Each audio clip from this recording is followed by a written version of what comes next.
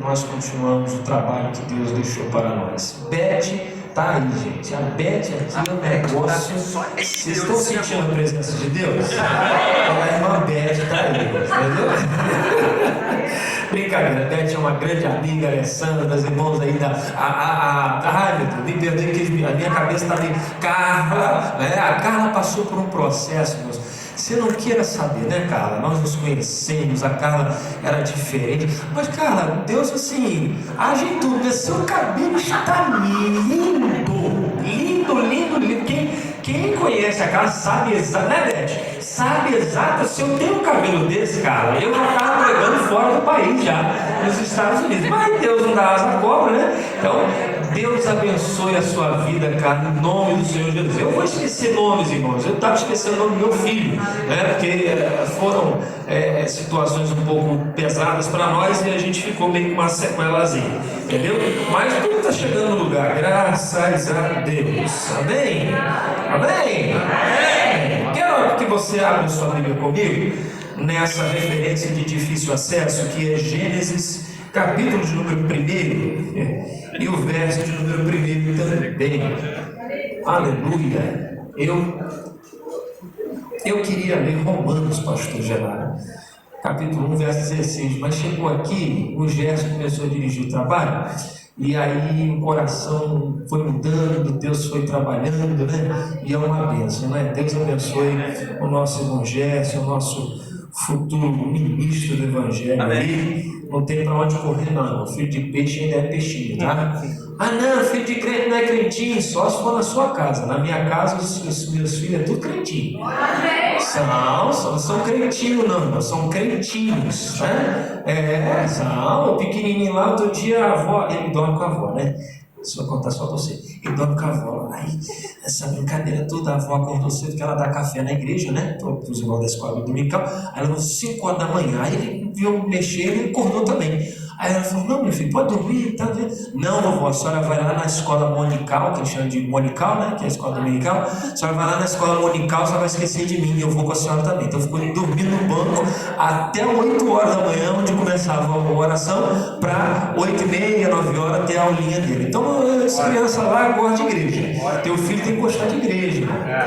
Castigo lá na sua casa tem que ser assim: ó, hoje você não vai para o culto. O menino fica desesperado. Isso é castigo, né? Castigo não pode ser assim: ah, você vai para a igreja, que você não... Não. Lá em casa é assim. Meu filho lá, quando o mais velho lá, de vez em quando, né? Faz aquelas coisas de adolescente, né? Tá? Esquece de fazer uma coisa que a gente pediu, não sei o quê. Aí, rapaz, então hoje você não vai para o culto, não. Aí, rapaz, fica, coitado, desesperado, porque ele cuida desse negócio do som da igreja, da mídia, ele ajuda lá a cuidar, então ele fica desesperado, ele gosta disso. Então, tem que ser assim. E esses jovens, eu estou vendo que esses jovens gostam de igreja, né, pastor Jesus?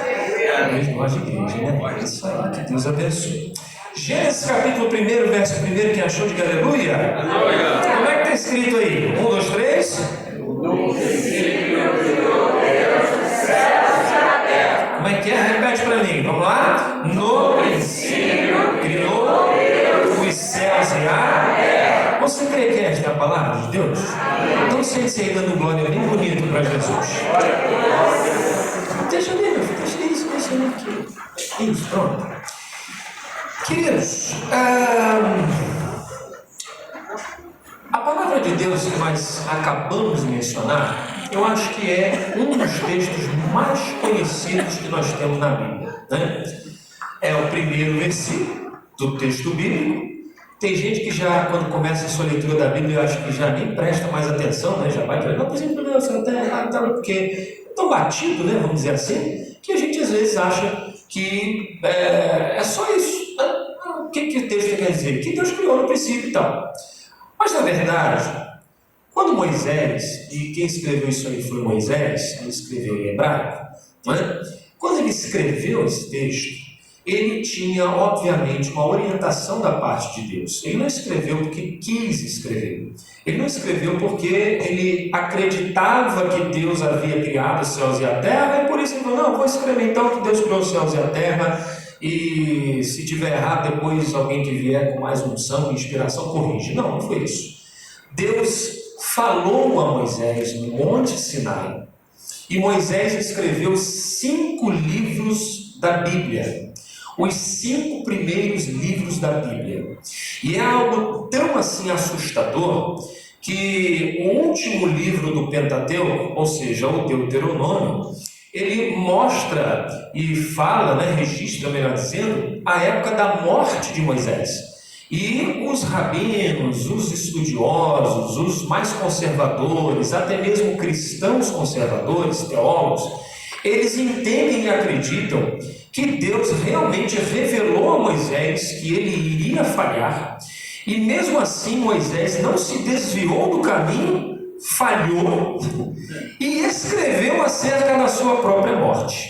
Não é? Que isso? Sim, que a falha dele não foi um pecado de pecado, não é? A falha de Moisés foi uma falha de ignorância, de entendimento. Não dá tempo de a gente explicar tudo isso hoje, mas o que é interessante é que o próprio Jesus dá testemunho de que Moisés escreveu todos os 5 livros da Bíblia. Jesus diz: Moisés escreveu a lei. Ou em outro lugar diz: vós tendes Moisés e os profetas, querendo falar dos 5 primeiros livros. Então, se Jesus, que é o autor do texto, pois Moisés e os outros apenas escreveram o que Deus inspirou o coração deles para escrever, Jesus, como autor do texto, diz que Moisés escreveu, é porque Moisés escreveu. Então Moisés escreve até acerca de sua própria morte. Falando: não, Moisés subiu, ainda não tinha nem morrido, e já estava escrevendo sobre a própria morte.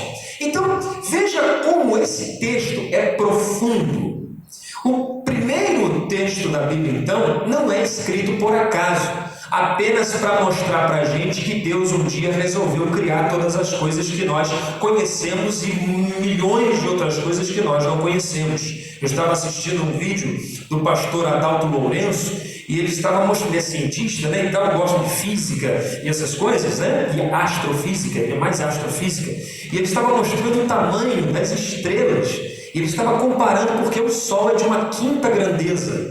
O Sol não é um quinto astro, ele é de quinta grandeza, ou seja, ele é abaixo da grandeza num expoente. Ou seja, quando você vai para a matemática, você põe 2 elevado ao quadrado, lembram disso? 3 elevado ao cubo. Então você tem que, 3 vezes 3. Isso é uma grandeza. O Sol é de quinta grandeza. Ele é 5 elevado à quinta potência negativa. Então ele é 5 vezes 5 vezes 5 vezes 5 vezes 5 para menos da estrela de maior grandeza. Então o Sol é muito pequeno. É como comparar assim, esse púlpito com uma formiga. O Sol é a formiga e o púlpito é a estrela de maior grandeza. Quem criou tudo isso? Deus. E o que eu acho mais fantástico é que eu estava ainda assistindo essa apresentação, e eu vou falar isso para a gente entrar no texto, e a gente achava que antigamente, quando ia para a escola, então via aquelas imagens assim, mais ou menos caricatas do universo, e a gente via o Sol e os astros em volta do Sol girando, mas na verdade não é isso. Na verdade, a ciência hoje já mostra para nós, com fotografia, que na verdade o Sol também está andando, está girando. E a Terra e os outros planetas estão girando em volta do Sol e acompanhando o Sol na sua trajetória. Ou seja, nós estamos numa corrida espacial. E a gravidade da Terra, ela é feita milimetricamente no ponto exato para ela não ser atraída por Mercúrio, por Marte, e Marte também é feita de forma que não esbarre ninguém, e todos esses astros viajam a velocidades quilométricas e não esbarra ninguém, e é tudo no seu lugar. E quem regula isso, quem controla isso, quem ajeita isso, quem comanda isso é o nosso Deus Todo-Poderoso. Gente, a gente fica enrolado com a administração das contas de casa, gente. A gente empurra um boleto para o mês que vem porque não deu conta de pagar esse mês.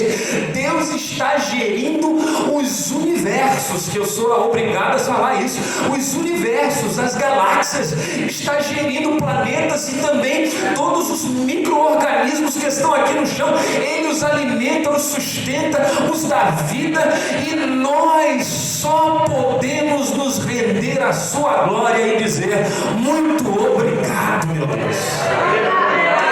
É fantástico. Eu fico assustado com essa administração de Deus. Fico assim, bobo. E aí, quando penso nessas coisas e volto ao texto de Gênesis, quando Moisés escreve, né, Bereshit bara Elohim et hashamayim ve'et haaretz, ou seja, no princípio criou Deus os céus e a terra, a primeira coisa que eu acabo por entender e me render é que no princípio Deus, não é? No princípio Deus. Você não acredita nisso?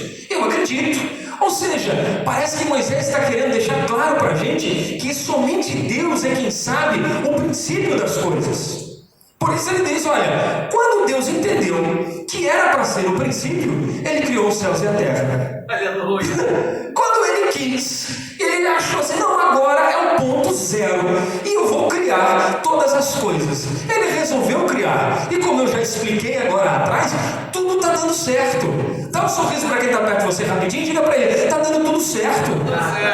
Não, acho que ele não entendeu. Fale mais forte para ele. Fale: está tudo dando certo.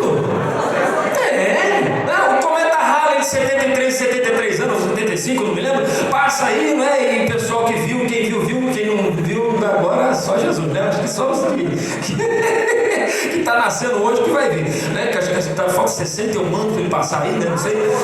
Vai ver ainda? Glória a Deus, aleluia, grande é a tua fé. Estou brincando. Mas veja você, todos os astros, tudo, está por aí, passeando e tal, nada esbarra em nada, mas um dia Deus resolveu criar, e ele disse assim: hoje vai ser o princípio, e está dando tudo certo. O que o senhor quer dizer com isso? Eu quero dizer que eu não sei se você já desistiu da sua própria vida, se você já desistiu da sua própria realidade, se você é quem está botando ponto final, onde Deus está dizendo: nem começou ainda, eu é que sei o princípio da sua história, o princípio do seu milagre. Você está querendo acabar com o que Deus está começando. Eu estava conversando com um tio meu, ele é católico, muito católico, Dr. José Luiz. Ele tem uma clínica ali no meio de alergia, chamada Anticorpos, ali na Dia da Cruz, né, numa galeria, um prédio que tem ali. E eu estava conversando com ele, minha esposa falecida e tal, aquela coisa toda, e eu choroso e tal, e ele falou assim: Paulinho, me chama Paulinho, né? Todo mundo quer me chamar Paulinho. Ô Paulinho, entenda uma coisa. Olha só, né? Às vezes o crente tem que ouvir, né? Eu não vou dizer que está gravando, mas ele fica meio balaão, né? Acho que deu para entender, né? Às vezes fica meio balaão, né? Tem que ouvir, né, o outro lado, né? E ele falou assim: Paulinho, entenda uma coisa. O ponto final da vida da sua esposa foi o ponto inicial da vida da sua filha. Então você tem que entender que Deus é dono de tudo. E é Ele quem diz quando começa e quando termina. Ele falou: quando eu era residente, eu cansei de pegar gente com o cérebro para fora. Eu nunca fiz cirurgia cerebral. A gente só tacava lá dentro, costurava e deixava a pessoa se curar. Ou a gente faz, uma pessoa morre e está viva, bem de saúde, bem de cabeça. Está viva, está bem de cabeça. E gente engasgado com espinha de peixe, vai morrer. Ou seja, a morte apenas pede uma desculpa. Então não coloque um ponto final onde Deus está dizendo: eu nem comecei a história ainda. Comece a entender: porque tem pouca gente, porque ninguém me ajuda, porque eu estou sozinho, porque... Se entenda, você já tem a maioria, Deus está com você. Não, é muita profecia para pouco glória a Deus. Eu pedi que você pegue na mão dessa pessoa, aperte a mão dele com carinho. É isso aí, vai se acostumando. Você vai viver a eternidade com esse cara aí. Aperte a mão dessa pessoa com carinho, levante a mão dele junto com a sua aí e diga: Deus está começando uma nova história. Não acabou não. Você está achando que porque fulano foi e eu não fui, porque fulano ganhou eu não ganhei, porque fulano comprou eu não comprei. A vida do fulano é a vida do fulano, a história do fulano é a história do fulano, a vitória do fulano não é o seu ponto de chegada. O seu ponto de chegada é particular com Deus. Deus tem uma história toda especial para você. E Moisés está escrevendo: no princípio criou Deus, ou seja, quando Deus entendeu que era para ser princípio, ele resolveu criar. Então entenda, sai daqui entendendo a primeira coisa: Deus sabe quando começa e Deus sabe quando termina. Deus sabe quando começa e Deus sabe quando termina. E é engraçado que às vezes a gente passa por tanta prova, tanta luta, tanto problema. Eu não vou contar a minha história aqui não, mas eu estava contando para um amigo, o amigo olhou para mim e falou assim: misericórdia, sangue de Jesus tem poder. Eu acho que eu não passaria por metade. Eu falei para ele: rapaz, eu acho que se você contar a sua história para mim também, eu também vou achar pesado. Porque a cada um de nós Deus dá de acordo com as nossas forças. E cada um é forte dentro da sua condição, na verdade. E alguém chegou e disse assim: não, o senhor é muito forte para ter 3 filhos. E ainda quando ele falou: não, eu não sou forte, eu sou responsável. É diferente. Não é verdade, pastor? A gente às vezes não é forte, porque a gente é responsável, a gente tem que fazer as coisas. Se não levantar, não der aula, não trabalhar, não, né? Só Jesus. Então às vezes a gente não é forte, a gente é responsável. Mas o que eu acho interessante é que, meu Deus, olha, a cabeça está indo embora, né? Mas o que eu acho interessante, sim, lembrei, é que o eterno, ele às vezes, a gente está vivendo essa luta, está vivendo essas dificuldades, está vivendo tudo isso, e a gente acha que já está na metade da história, já está no final da história, já está acabando, e Deus às vezes levanta alguém para a gente, né, Mateus, e diz assim: olha, eu nem comecei ainda. Que a gente viu, tem tanta luta, tanta desgraça, tanta coisa que eu falei, mas e nem começou, nem comecei ainda. Eu vou, com toda licença, filho, eu vou pegar o seu filho como exemplo aqui. Ele estava num lugar, eu vou dizer onde, e tal, e passando um vento, uma prova, e eu falei assim: rapaz, ele me contou a história dele. Eu falei: o que você está fazendo aqui? Você está fazendo? Você está longe de casa, rapaz. Volta ali, ó o cúmplice ali. Volta para casa, rapaz. Quando ele disse: pastor, eu peguei carta, estou indo lá ajudar o meu pai, e aí a primeira coisa, não sei se você vai lembrar, a primeira coisa que eu perguntei foi: e a sua esposa? Né? Falei: não, ela aceitou, ela estava em cima, quando ela passou, ela sabe que era brava, né? Olha ali, a Bíblia ali, então já viu. Aí então, eu falei: não, pastor, está tudo em paz. Eu falei: então, rapaz, agora que vai começar. Agora que vai começar. Às vezes a gente vive achando que já está vivendo a história, e Deus está dizendo: não, isso é só o prefácio. A gente vive tanta luta, tanta dor, tanto sofrimento, Deus está dizendo assim: não, isso é só a introdução. Jesus.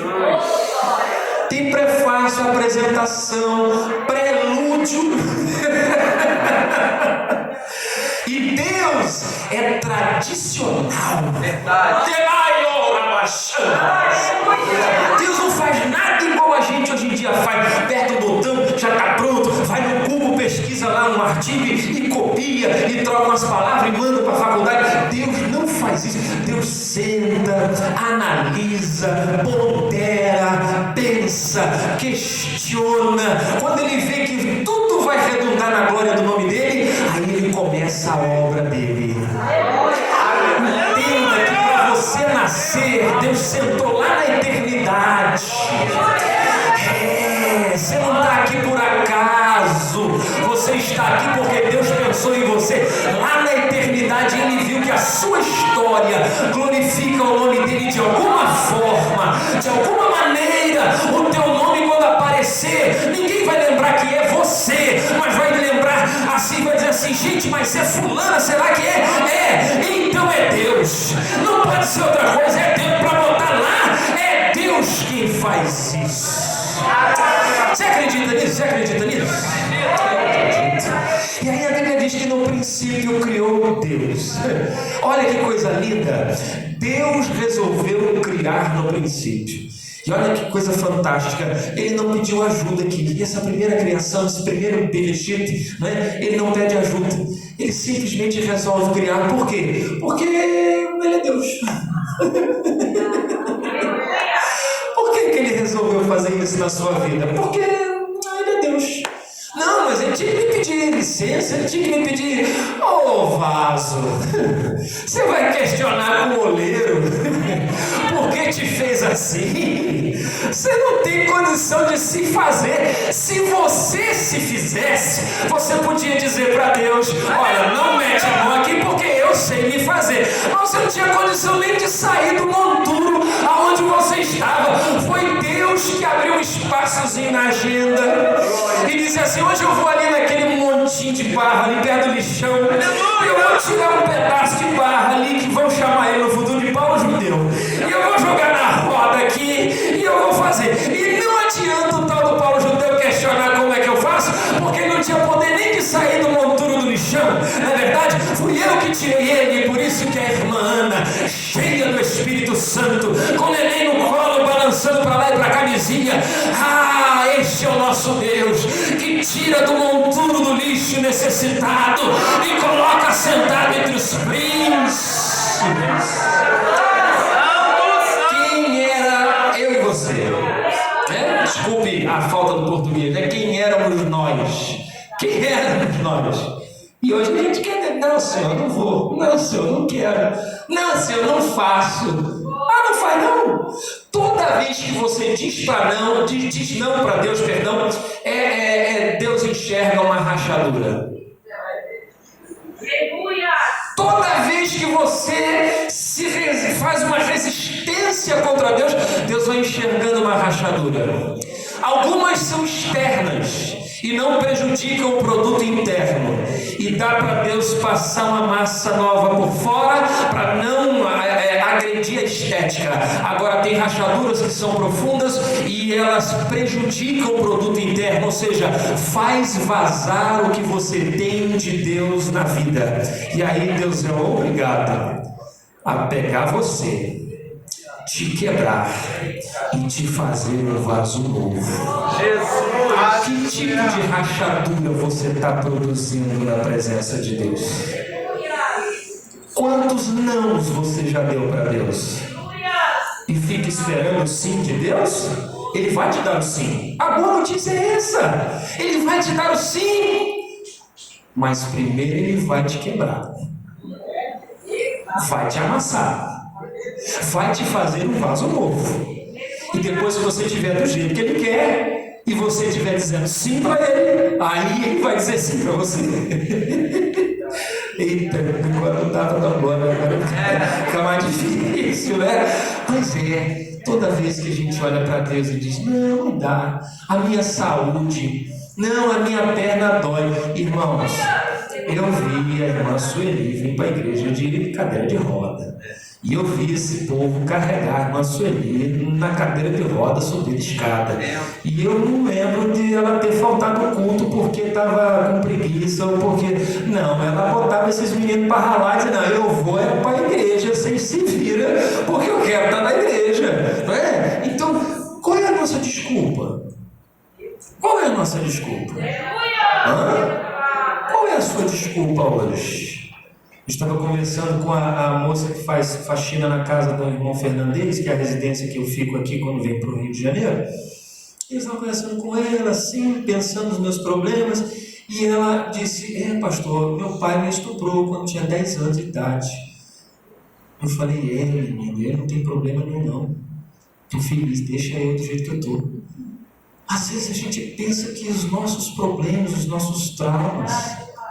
E ela falou uma coisa que marcou meu coração. Ela disse: pastor, o problema é que quem deveria nos proteger é quem nos fere.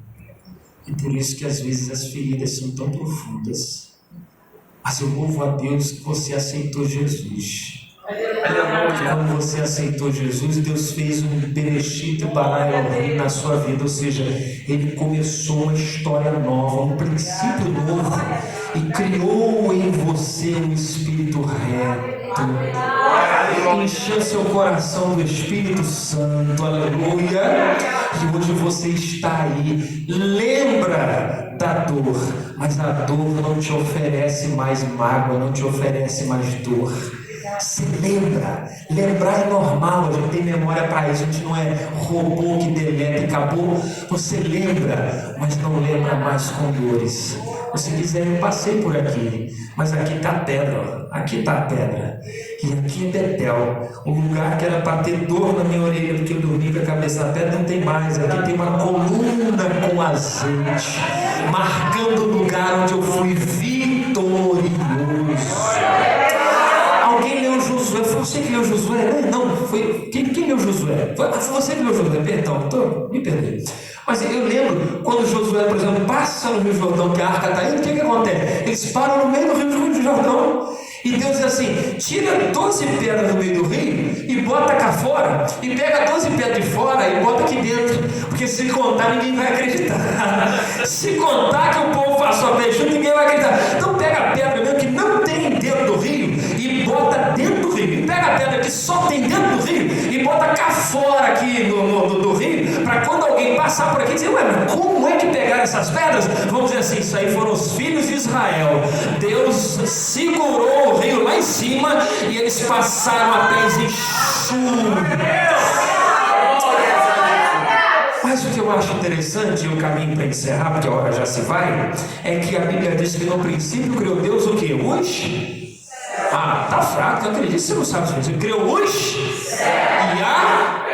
Deus está ensinando as nossas prioridades.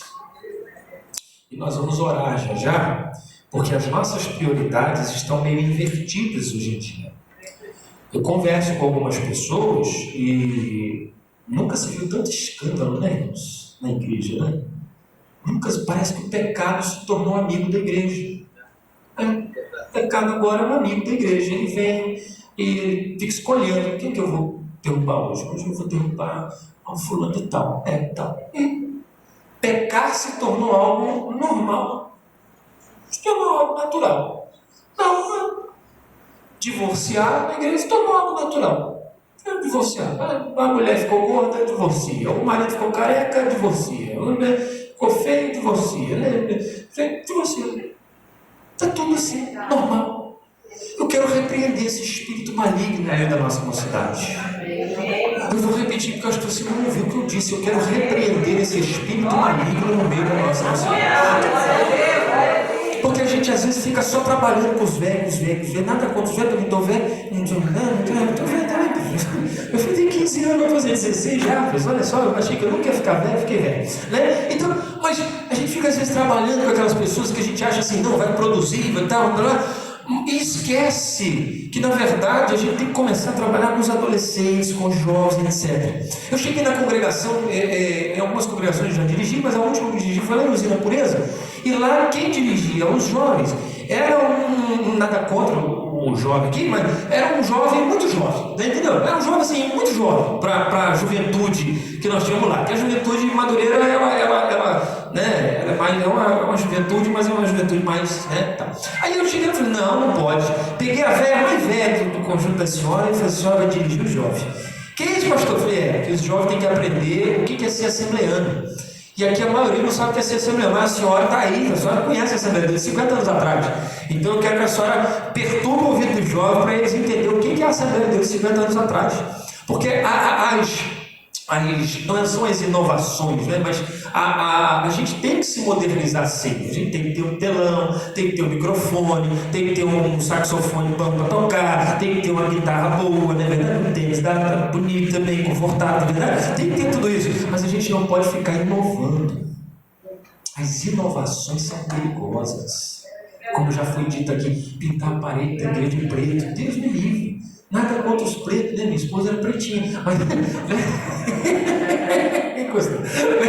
Mas você entende? Ficar fazendo coisas, inovações. A Bíblia fala para nós que dentro do tabernáculo existia uma lâmpada de 7 braços, chamada candelabro.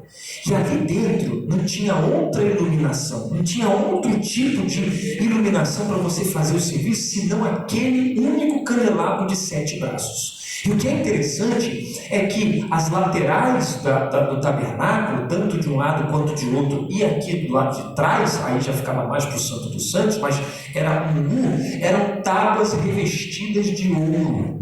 E quando se acendia a lâmpada, os 7 braços, aquela luz refletia nas paredes, que eram as colunas. Por isso que a Bíblia diz: ao que vencer farei coluna no templo do meu Deus. Ele está falando justamente destas vigas de madeira que foram revestidas de ouro e juntadas uma à outra, e elas então faziam refletir, aleluia, a luz do candelabro.